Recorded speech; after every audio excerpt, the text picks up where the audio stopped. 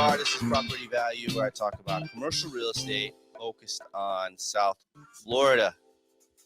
Let's get into some headlines today.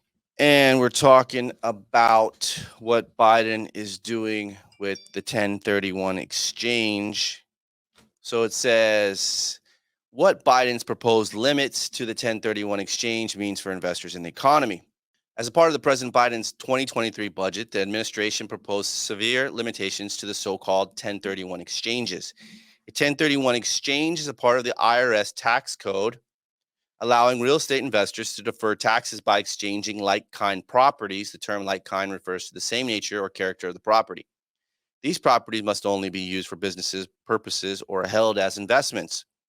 The proposal would allow the deferral of gains up to aggregate amount of $500,000 for a taxpayer, $1 million if you're married, for each of the property exchanges that are like-kinded. Any gains from the like-kind exchange in excess of $500,000 or $1 million a year would be recognized by the taxpayer in the year the taxpayer transfers the real property subject to the exchange.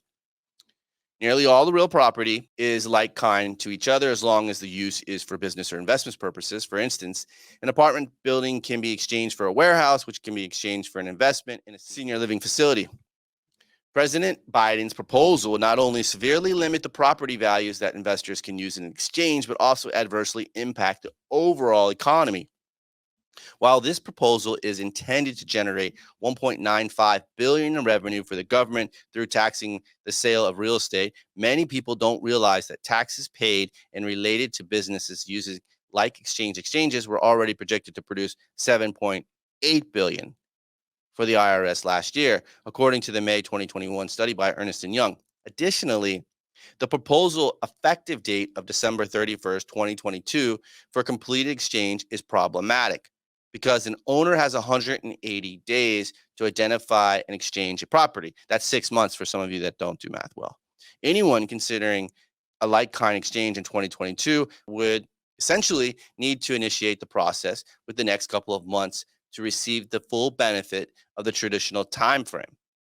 Some advocates of President Biden's proposal might argue that the 1031 exchange primarily benefit the wealthy, and it would impact middle class, and it wouldn't impact middle class investors because they're unlikely to exceed their respective $500 or $1 million in limitations.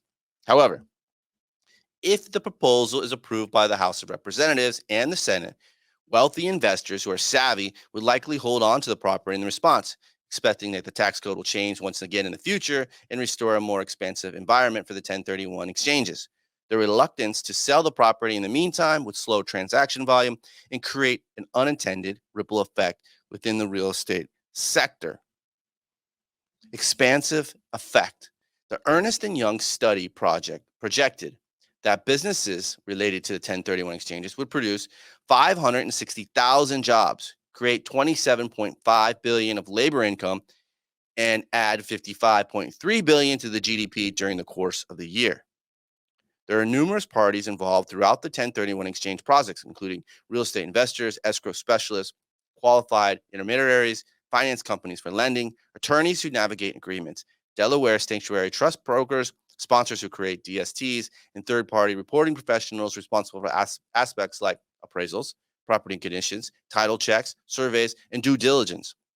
As a result, if exchanges are limited as President Biden proposes, the negative impact would extend far behind prospective sellers.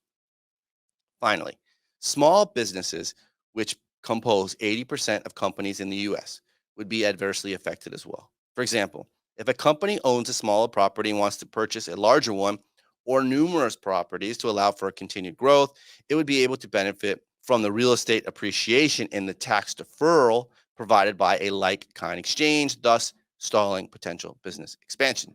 Attempting to cap 1031 exchange tax deferral isn't new. To that point, President Obama's 2016 budget proposal included limiting the deferral on real estate property to $1 million annually. Since Section 1031 of the tax code hasn't seen a major change since the Tax Cuts and Jobs Act in 2017, it's a natural target for the Biden administration to generate additional revenue for the IRS. However, in this case, the extensive drawbacks of President Biden's proposed limits on the 1031 exchange clearly outweighs any possible benefits. That's by Edward Fernandez, president and CEO of 1031 Crowdfunding. And that was from the CNBC website.